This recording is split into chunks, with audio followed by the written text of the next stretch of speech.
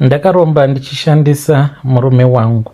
Zvino murume wangu ava kuonekwa achifamba sechipoko, ari kuonekwa nehama dzake. Ndinoita sekunge ndakakasikisa kutanga kushandisa mari dzandainge ndakanzi ndinge ndichimbotanga ndadzichengeta nasekuru avo vakandirombesa. Muri sei zvenyu mukomanashi? Please post my story makavigwa chitupa changu. Zita rangu muchanditi Mai Stanley. Murume wangu baba Stanley vakashayika mushure mekunge ndavachekeresa. Ndakabetserwawo neimwe n'anga, asi n'anga iyi yainge yakandipa mhiko yayakati ndiyo mhiko huru pane dzose idzo dzandakupa. Haufaniri kuti unge uchizokasika washandisa mari yauchazotanga wana mushure mekunge ndakupa nyoka. Asi nyoka yacho iyoyo ndakaipiwa rakanga ringori shizha remuhabros. Vakanditi shizha iroro rainge richazoshanduka kuita nyoka. Raifanira kuti ringe richizogara riri mukati meZambia, asi raifanira kuva riri Zambia ravamwe nevangu kana kuti randinenge ndapiwa naamai vangu. Saka ndakazoenda kumusha ndokubva ndashanyira amai. Ndavashanyira kudaro ndakange nditori nemisheni yangu. Ndava kubvako kumusha ndabva ndati mama ndoda Zambia renyu. Saka mama vangu havana kukwanisa kutozvinzwisisa. Ndakavanyepera kuti zvandainge ndakapfeka zvainge zvisingaite kuti ndige ndichizosvika pavanhu. Ndakapfeka dress pfupi randainge ndakapfeka because ndakavaudza kuti ndainge ndichienda kuchechi ndichibvako kumusha. Ndokubva vachizondipa Zambia iro ravainge vakamonera. Ndapiwa Zambia iroro ndakafamba zvishoma, then ndokubva ndachizotora shizha riya mushure mekunge ndamisa motikari yandainge ndiinayo. Ndokubva ndatora shizha rangu remuhabros ndokubva ndachizoriisa muZambia ndikabva ndaisa muplastic bag. Shizha iroro by the time pandakaritora kubva mukahari ako kakange kari mumotikari mangu rakange rava kutooma. Ndainge ndakaudzwa kuti shizha iroro rikasvika pakuoma risati rawana panzvimbo parinenge richifanira kuti ringe richizogara, ndaikwanisa kutofa kana kutotanga kutopenga. Ndarigadzika paZambia rakabva ratotanga kutoita green. Ndainge ndava kutodikitira panguva yacho iyoyo, not kuti ndakange ndiine zvandainge ndichitya, asi ndainge ndichitonzwa kutoti nyama dzangu dzakange dzisiri right. Ndainge ndichitorwara zvakange zviri very serious. Saka mukomanashi, mushure mekunge ndaisa shizha iroro muZambia ndopandakazongoona yatova nyoka. Nyoka iyi ndakangoiona yakange iri pasteering wheel. Ndainge ndakagara kuback seat ndichigadzira zvinhu zvangu uye zvakare nekuzorasa hari. Pandakati ndichida kuenda kumberi kunogara padriver seat ndopandakabva ndachizoona kuti pamudrive pakange paine nyoka yainge iripo. Zvose izvi zvakaitika mushure mekunge ndabva mukunoromba. Nyoka yakatanga kurutsa mari, saka ndakazowirwa nedambudziko iro rainge richitoda kutoti mama vangu vange vachibva muZimbabwe vakaendeswa kuSouth Africa nekuti vainge varwara zvainge zviri very serious. Dai kwanga kuri kunzi ndainge ndisina kushandisa mari iyoyo, amai vangu vangadai vakafa. Vakaenda vakanorapwa kuCape Town uko nevamwe Dr. So vechirungu, saka ndo vakarapa amai vangu. Ndashandisa mari kudaro ndopandakabva ndachizotanga kupandukirwa nezvinhu zvangu because ndakaputsa mhiko ndikakasika ndashandisa mari. Asi ndinoona sekunge Satani munyengeri akaita kuti ndige ndichiwirwa nedambudziko. As soon as nyoka yatanga kuvomita mari ndopandakatanga kusangana nematambudziko akasiyana siyana, kurwarirwa naamai. Saka hapana pandainge ndichazoignore amai vangu vachizofa because ndainge ndava kutorota zuva ravo rekufa tichitovaradzika mucoffin. Saka hama dzemurume wangu ndakangoti ndangotanga kungoshandisa mari iya ndopadzakatanga kundifonera dzichiti kuno kuti tiri kuona baba Stanley. Baba Stanley ava akange ari murume wangu. Takasangana apo patakange tichiri vana vadiki. Vainge vachitomboitawo mari, vaitawo zvekudhiraivha matrucks, but mhepo dzakazongosimuka vakabva vaita dhiri kubasa ikoko. Vaita dhiri vakabva vachizobatwa. Kubva ipapo havana kuzombogara vakawana basa. Munhu wavainge vachishandira akange ari muZambian. Saka mamwe madhiraivha avo ainge achishanda nababa Stay vakange vachitovaudza baba Stanley kuti wakagadzirwa iwe kuti unofanira kuti unge uchitambudzika because Murungu ari kuti wakamubira kwenguva yakareba. Taitogara zvakanaka ine full house, but upenyu hwakasvika pakuoma zvekuti takange tava kugara kugeto, but vanhu vemugeto ndaitombovatarisa pasi before that because tainge tiine mari dzedu. Saka ndakange ndava kuraramiswa nemari icho. Taitoenda kumarikicho inini nemurume wangu tichirimira zvichembere zvakaita sekunana Highfields uko. Mari dzacho dzatainge tichiwana dzakange dziri shomasa. Saka kunyangwe pakafa murume wangu, vanhu havana kutozviziva kuti ndainge ndachekeresa murume because ndakati nerimwe zuva ndiri busy ndichisakura mumunda wekamwe kagogo ako kakange kari kekuMalawi, kakabva kandiudza kuti kakabva kuMalawi kachita zvekubhururuka kari mukati menyoka. Tikatotanga kutoseka. Ndakati zvimwe kuda ainge ari majokes, but vakandiudza gogo ivavo kuti makare kare vainge vatombori n'anga, vainge vakatombobatsira vamwe kuwina maelections, mavhotsi, machechi anenge asisina vanhu vakawanda kuti vanhu vange vachizoramba vachiuya kuchechi. Saka ndakati nhai gogo, munogona kundibatsirawo here?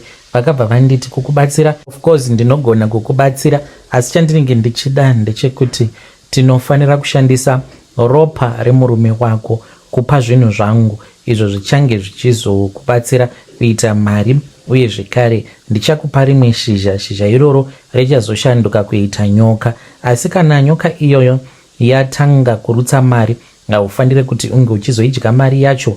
Iyo nyoka yacho ichazokuudza mari mushure mekunge yaungana, kunyangwe ukaita murwi wemari zvekuti inozadza imba yose, haufanire kuti unge uchishandisa kana sent kusvika iyo nyoka pachezvayo yazokuudza kuti yava nguva yekuti unge uchidya mari yose yandarutsa, unge uchinakirwa nayo. Ndakazopiwa hangu dzimwe mhiko dzekuti mari yacho haufanire kuti unge uchiita mainvestments, haufanire kutanga mabusinesses. Kana pari pekugara unofanira kuti unge uchingogara pamba panenge pachidhura, but uri roja kweupenyu hwako hwose. Motikari kana zvichitogona unge uchitoita motikari dzekutorenta, uchazotanga kuwirirana nevamwe vakadzi nevarume vanenge vaine mari, ndo vachange vachizokurendesera motikari. Kunyange zvikanzi watenga motikari iyoyo rwakapetwa rwuviri kana kuti rwutatu, asi uchibhadhara ari marentals, zvinenge zvisina kana basa. Asi murume wako ari kuzofa, murume wako achafa, iwe uri murombo, kuitira kuti hama dzake dzisazowana chipomerwa pauri. Kunyange akazofa wava nemari yako mumba, haufaniri kuti unge uchishandisa kana senti paurwere hwake, pakuzonofa, panhamo pake. Zvinhu zvinofanira kuti zvinge zvichioma, zvekuti chikafu chinofanira kuti chinge chichiita chishoma, zvekuti vanhu vanofanira kutoti vakagara vobva vamhanyira kudzimba dzavo kunodya. Hapafaniri kuti pange pachizounganiwa sekunge pamabiko. Rinofanira kuva rufu chairwo rwatinoziva, rufu rwemurombo. Saka ndakabva ndati hapana chakaipa, ndokubva ndatora mishonga iya. Ndakazotanga kuishandisa mishonga iyoyo, yakauraya murume wangu. Pane zviitiko zvakaitika ipapo, tikabva tapiwa motikari murume wangu asati afa. Motikari yakatombofamba nemurume wangu nekuti ainge akambodhiraivha makombi before ava kuita zvemushika. Saka motikari iyoyo ndiyo iyo yandakazoenda nayo kumusha ndichizoenda kunotora Zambia. Nyoka yakabva yachizoshanduka ikabva yachizoita nyoka.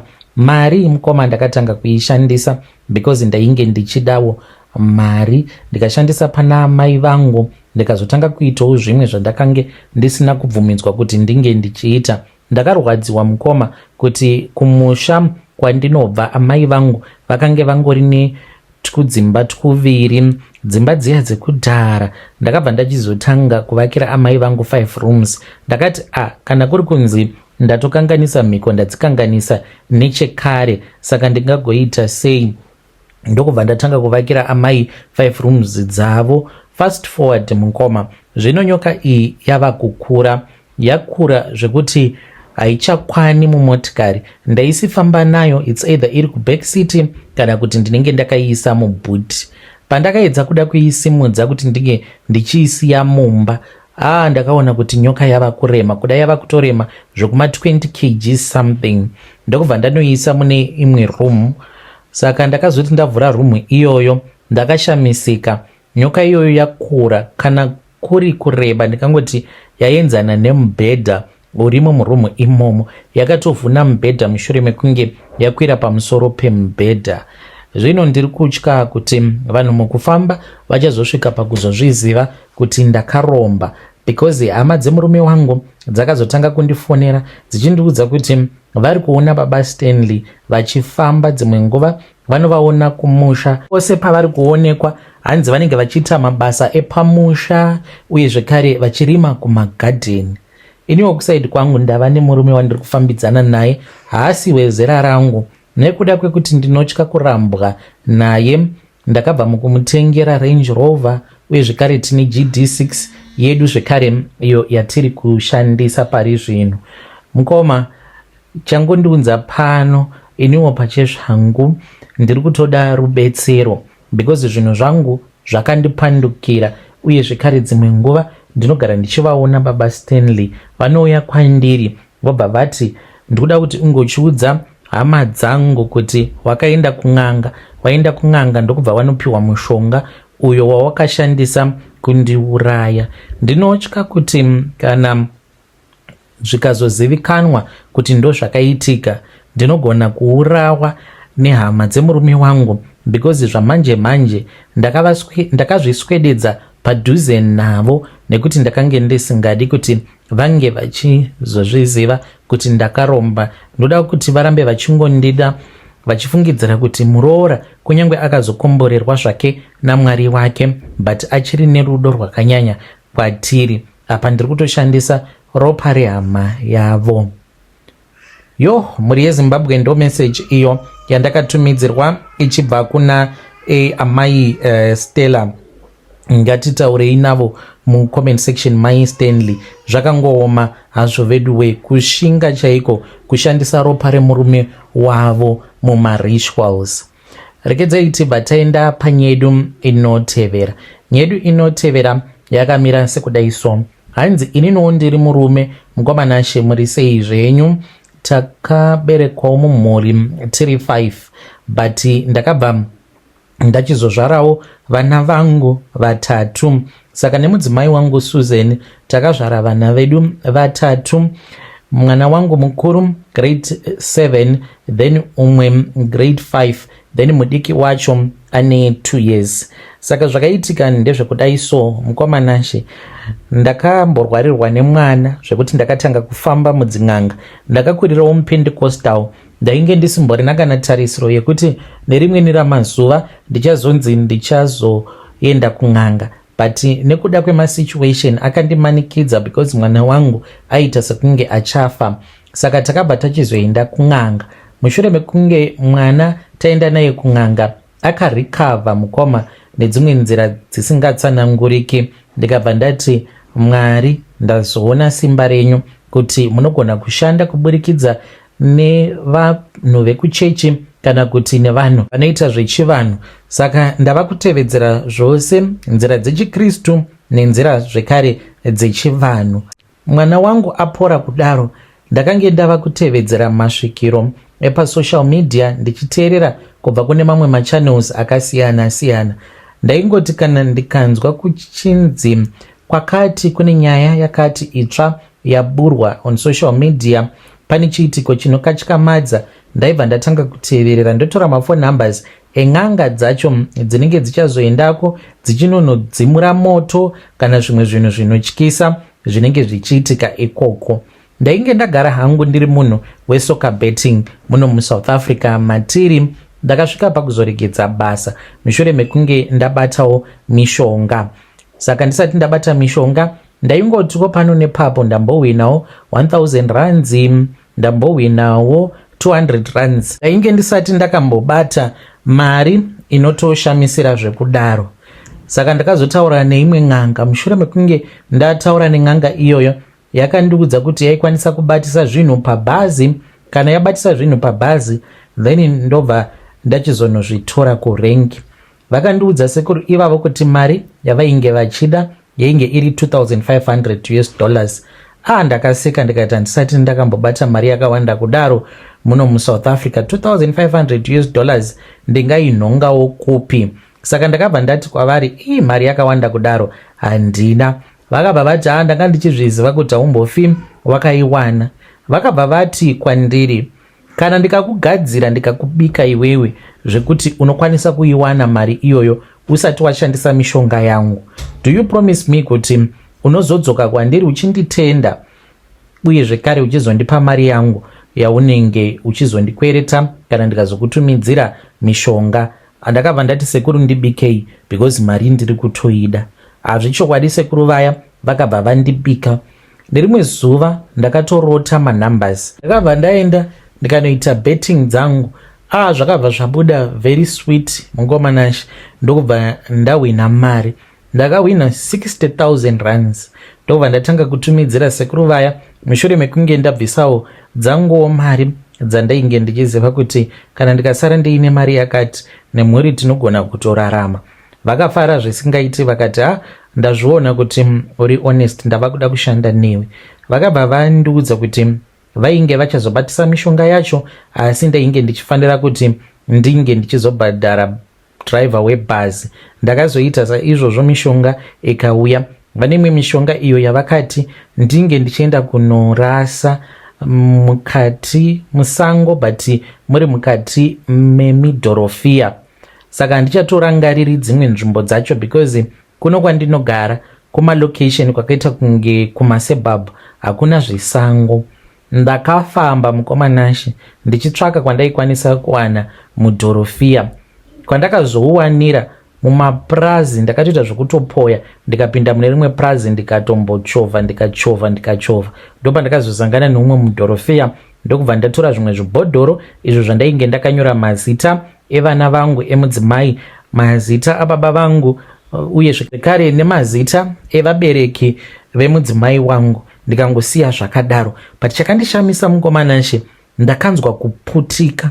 Ipapo pandakakanda zvibhodhoro izvozvo, handizivewo kuti maybe pandakakanda mabhodhoro iwawo, mabhodhoro acho akaenda ndokubva anorovera padombo akabva achizoputika, I don't know. Saka ndakangosiyawo zvakadaro because vakanditi usazonyanya kuda kucherechedza kuti chichi chaitika, iwe unongonokanda mabhodhoro awa mukati memudhorofia wobva wangosiyana nazvo. Saka ndakazodzokera zvangu kulocation, ndakatanga kubata mari, ndakasvika pakutenga Isuzu D-Max yangu uye zvekare kumusha uko tikatotanga kutovaka kumaruzeva.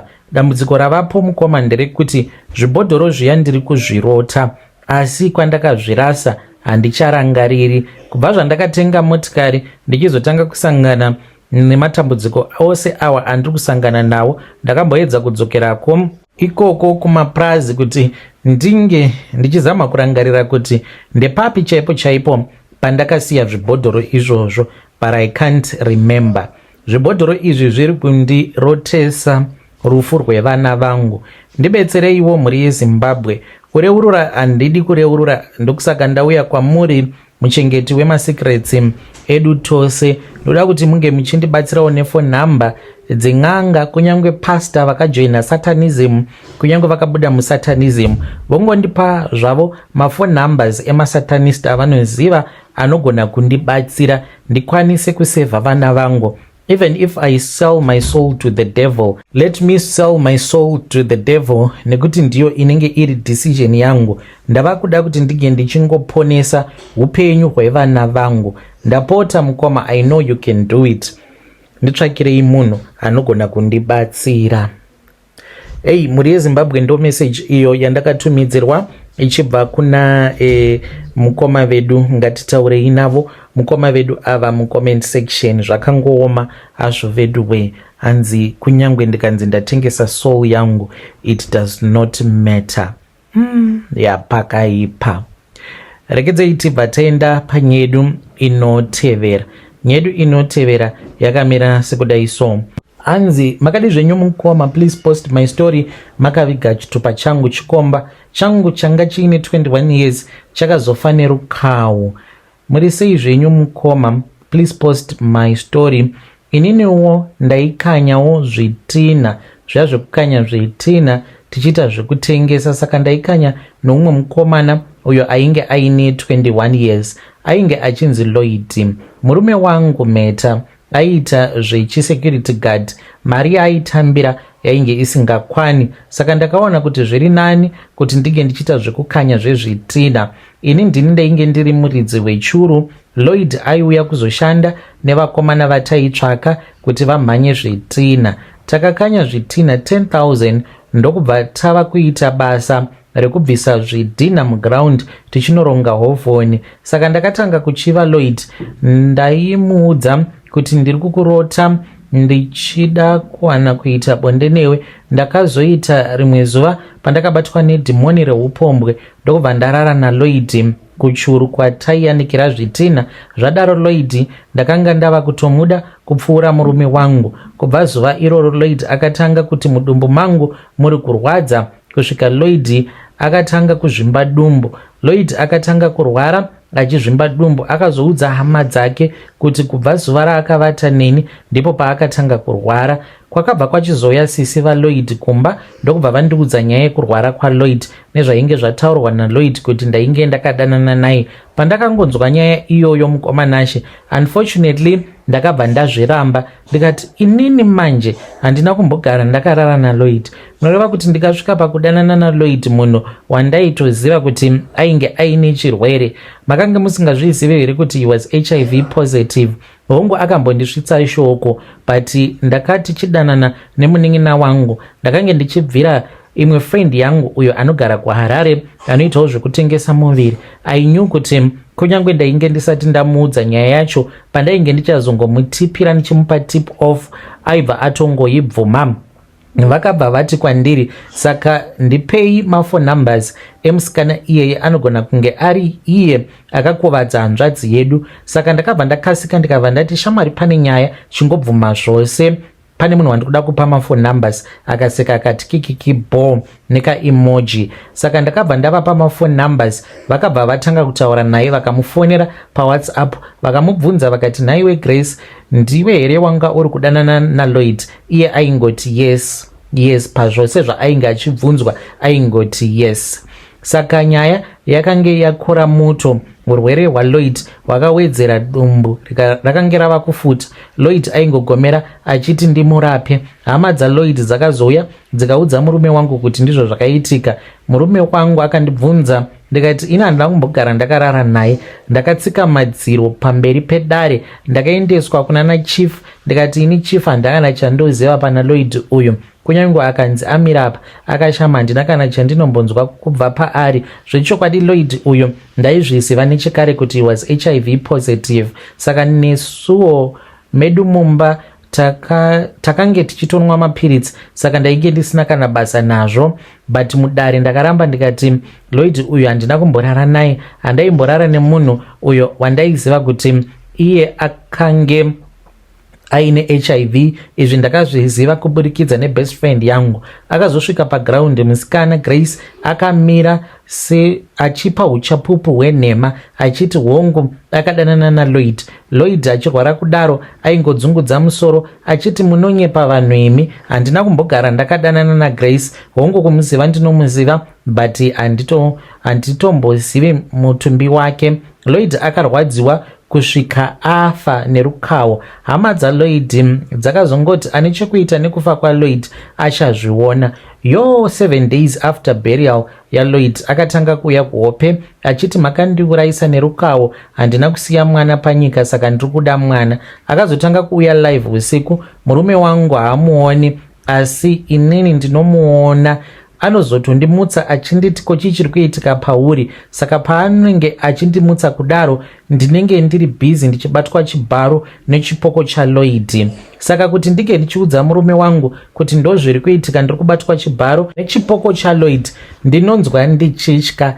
Ndibatsireiwo mukoma kuti ndige ndichibuda pachena handikwanisi, because ndakapa uchapupu hwenhema kudare ramambo. Kana ndikangotaura chokwadi hauzozivi, pamwe tinokwanisa kuzodzingwa futi mudunhu ravo mambo kana sabhuku. Ndakavapa uchapupu hwenhema.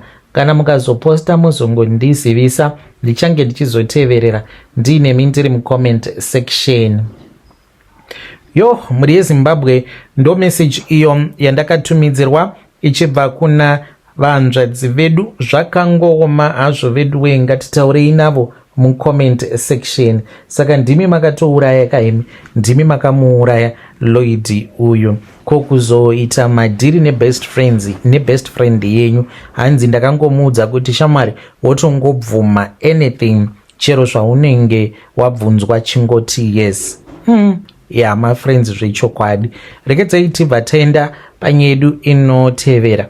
Nyedu inotevera yakamira sekudai so. Hanzi mukomana muri sei zvenyu? Please post my story makaviga uchitupa changu. Zviriko here izvi? So I have a friend of mine uyo ari kumhiri kwemakungwa, akaendako ikoko, taitomboshanda tose muno muSouth Africa. Akaendawo mushure mekunge awana mukana. She is a caregiver ikoko.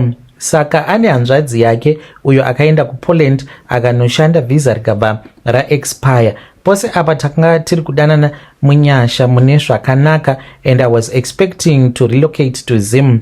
Ipapa pamukoma nditori Norway, handichazivi because pane message yakarasikira ikabva yauya kwandiri. Message iyoyo yakarasikira nemistake. Handina kunge ndakakumbira kudanana nehanzvadzi yebest friend yangu. Sandizvo mukomanashe zvandainge ndakamboronga kuita, but mushure mekunge ndaudza friend yangu kuti ndainge ndakabva mukurwadziswa nemurume wandaifambidzana naye, akabva anditi otongotaura namukoma. Ndikati iyi zvinozoita here? Akanditi iwe zvakangofanana mani. Saka akandiudza kuti the brother was looking for a wife and I am going to recommend you to him. Takatanga kufambidzana paWhatsApp kusvika munhu achikwira ndege kubvako kuPoland, visa rake richiripo, akauya kuno kuti katogara 2 weeks, akabva aenda kumusha ndokubva adzokera zvikare kuPoland. Saka ndakazobatikana because urongwa hwedu hwanga huri urongwa hwekuti inini ndava kuenda kunogara kumusha, but ndichigara kumusha kwebest friend yangu, ndichigara pamba pevabereki vake. Mafone numbers avo nditori navo, ndinototaura navo paWhatsApp. Vandozviziva kuti muroora ari munzira ari kuuya.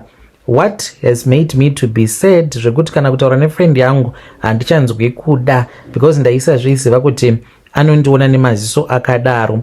So my best friend akabva ati achitaura nehanzvadzi yake about me.